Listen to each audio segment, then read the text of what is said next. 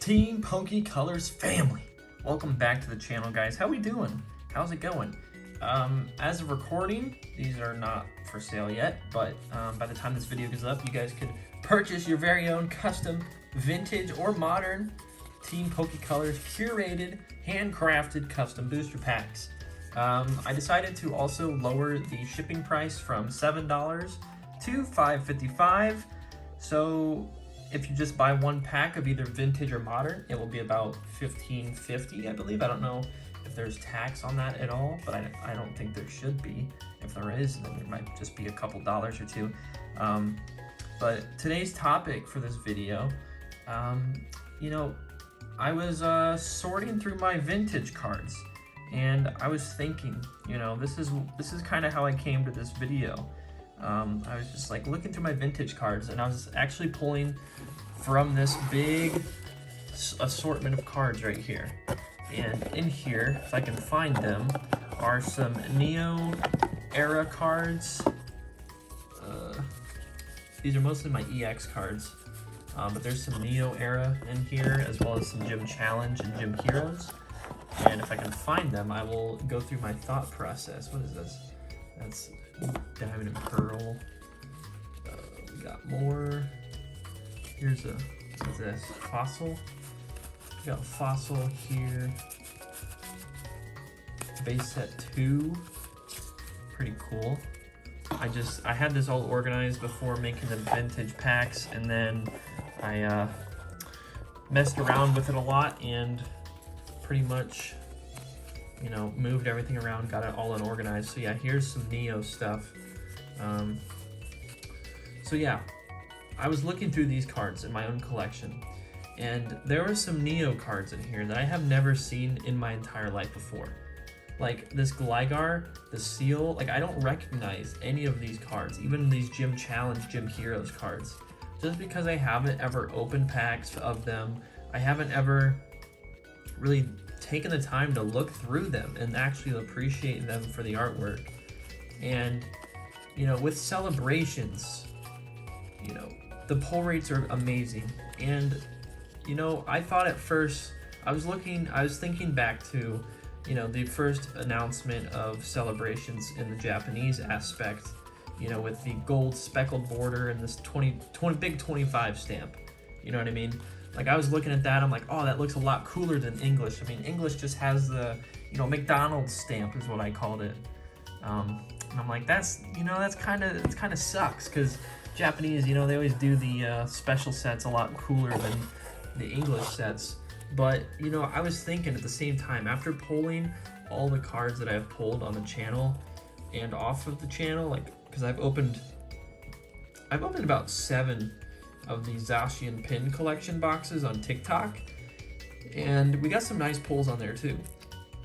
So I was thinking, I'm like, you know what, in all honesty, getting to pull something that was previously in the vintage era, like a Rocket Zapdos, like I didn't really appreciate it at first, because just Rocket's reprinted Zapdos, but getting to pull, say, the Charizard in the base set format for the first time in my entire life, aside from evolutions. It's a reprinted Charizard. And going through that, I was like, you know what, if I pulled this and it looked like the Japanese card, I don't know that I would have felt as good about pulling it as I did with the base set Charizard. And I think that's what Celebrations is about. It's about giving people the chance to pull cards from any of the generations that they probably haven't had the chance to pull ever in their entire lives. I mean, look at all these cards I'm showing right now. Like, all these cards are Gym Challenge, Gym Heroes, Neo sets. Those aren't available anymore without having to buy a collection or cough up an arm and a leg at a local card scalper for maybe a comment or two, or buying a lot off of eBay that some dude wants thousands of dollars for because they think they have a PSA 10 set. So I was like, I need a video idea for today, and sure enough, out of nowhere, I just thought of this. But I'm gonna say it right now. You can hate me in the comments for all you care and want, but I don't care, because it's my opinion, and I'm gonna say it. I think Celebrations overall looks a lot better than the Japanese Celebration set. Reason because, take this Charizard for example. What is different about this Charizard than say a base set Charizard? You know, like what's the difference? Well, you have the hollow foil pattern and the stamp. That's two things, okay? Now, let's compare this Charizard to the Japanese Charizard from the same set, releasing in Japan. I think it's been released recently. What do you have? What's the difference? Well, you have the goldness, which is 1, the different stamp, which is 2, and the background, which is 3. It's almost too busy, in my opinion. Whereas this card here, it almost does a perfect job. I mean, yeah, it's textured, which is, you know, pretty cool, but you don't really see that very well unless you're hitting the light just right. But looking at it straight on, when you pull this card, whether it's from Celebrations or even a base set pack, you instantly feel that like awesome nostalgia, and that's what Celebrations is about. It's about giving people the nostalgia that they crave so much. Ever since Evolutions came out, that's all people have been on about lately. I mean, just look at the rise in Pokemon cards and vintage. I mean, the rise in collectibles in general. You know, something like this, like Celebrations, yeah, don't get me wrong. Like, for example, let's take a look at a Luxray Level X. Or, here, let's look at Garchomp. Let's look at Garchomp here real quick. Let's see, there we go. So this is a Garchomp Level X, or Garchomp C Level X from Celebrations. Now, it is a reprint card, but if you look, it's pretty busy. You have the speckled border here, all the way around the card, behind in the hollow foil, as well as in the top, and it's pretty much all over the card except for this little area of text here, this little area down here, and then the Pokemon itself. I mean, if you look at it in the light just right, it's pretty busy. Like right there, like that's almost too much in my opinion. And, you know, to say the least, like obviously I love Celebrations, but at the same time, I think they went kind of overboard with the speckled, you know, I don't even know what you call this hollow foil pattern. I call it the speckled because it looks like little specks.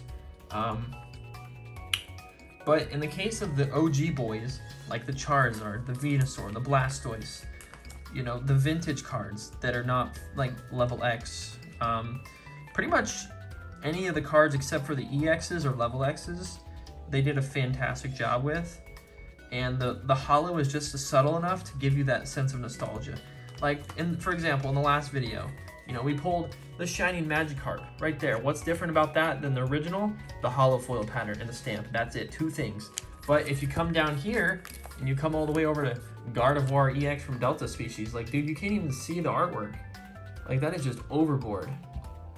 Like, yeah, it's cool, but had they copied the hollow foil that was on the card originally to give it that Delta Species type look, I think it would have been a much better option. And that almost resembles what I'm talking about here in the Japanese, you know, with the Japanese Celebrations, because you have the border that's all specs. You have the background, which is almost too much for most of the cards, in my opinion. But if you come back to an OG card that's just a trainer, like Rocket's Admin, you can visually be pleased. Like, it's aesthetic, it's almost aesthetic, more aesthetic to look at this card than it is this one here, just because there's less of that hollow foil pattern, and it actually like makes sense in this case. And that's what I'm talking about, guys. Ooh, thunder. But in the case of the Charizard, when I pulled this, I got a rush. Jeez, dude. Power better not go out. I'll be upset. It'll be the first video we film in dark. Oh my gosh. But you know, furthermore, this Charizard from Celebrations, even the Venusaur and Blastoise that I don't have yet, being able to pull a base set resembling Charizard, you know, Evolution's Charizard, it's cool, but it almost looks too new and reprinted. Like, I don't even know if I have one in my possession. I think I do. Let me see if I can grab it. I think it's in my binder here. But with the Evolution's Charizard, the hollow, you know, it looks so new to where when you pull, like if you were to have one in your own collection, like it almost looks it just looks off. I mean, it's obviously, you know, an Evolution's XY Charizard that is based off of the original artwork. But if you compare Evolution's Zard to Celebrations, I mean, the abilities are different. You know, the format is different. The hollow pattern obviously is different, but it just doesn't look the same. The text is off. You know, it's obviously a more well-polished version of the OG Charizard in a new format, but in all honesty, like, if I had to choose between these two, regardless of monetary value, I would have to go with the Celebrations Charizard, because that is the most resemblance of that of the base set Charizard itself. Yeah, this is a base set artwork, but look at the borders. You got number 6 flame, like, okay, cool. This says flame, length, weight, like that's OG, you know what I mean? Like, you get the OG feeling when you would pull this. I mean, and look at the hollow pattern, like, it's cool, but, you know, I don't know. It's just something about Celebrations in English that just does a better job than in Japanese and with previous reprint sets. Talking about evolutions, but that's just my hot take on it. Now, if we go back even further, you know, you got Legendary Collection. That set, you know, it's so old at this point that they really didn't have any opportunity to make any new artwork, because it was supposed to be a reprint set in the first place, and they kind of just, you know, did the hollow foil pattern that is like full art reverse. And in that case, I think it works, just because it's so unique and it doesn't take away from the artwork like, say, a Gardevoir EX does in this case of Celebrations. And even if you look at like Claydol, for example, a very cheap card, you know, it's still a normal hollow, right, in quotations. But then you get Luxray over here. Look at that. Look at how much brighter it just pops. Like, it almost looks too bedazzled, in my opinion. Gold Star Umbreon, perfect example. Good, not good. Good. You know, I don't even know what's supposed to go there. And then you get back to these older cards of reprints like Rocket Zapdos, Here Comes Team Rocket, Imposter, Professor Oak, Dark Gyarados. Really all these on these pages, like the OG boys, the hollow pattern just fits, you know what I mean? And even if, you know, even if you don't have all of these cards here, you know, you can still appreciate the ones you do have. And if you do like level X's, that's cool too. But I just think for the case of Celebrations, this card here, Mew EX, and then the two, probably those two, and then the Donphan Prime, and maybe the Reshiram, I think they just went a little too hard in the paint, if you know what I mean. They kind of just went berserk with the pattern, and it kind of ruined the cards. But overall speaking, in terms of Charizard and like the OG cards, I think they nailed it. I don't know what position this Charizard goes in. I forget. So let me see. I think it's Gold Mew, and then Gold Mew. I go based off the ETB book, so I'm gonna look through that. Gold Mew, Blastoise, Charizard, okay, and then Venusaur. And the crazy thing is, this card is holding its value pretty well. If you look at Blastoise and Venusaur, when the pull rates, you know, aren't as, you know, as different as most people was expecting it to be at the start, you know, Charizard is holding its value. And reason for that, I think, is because it's most resemblant of that of the base set Charizard. And obviously Charizards are always, for some godly unknown reason, just always going to be more popular when it comes to, you know, cards of like Blastoise and Venusaur. It's just everybody's favorite starter. But yeah, that is my hot take on Celebrations. You know, so far, after opening so many products, getting so many cool, you know, figures, pins, cards in general, you know, I think they did a wonderful job overall in terms of just letting people celebrate Pokemon in different ways. And the idea of, you know, bringing these old mechanics with the new Pokemon, I really love that.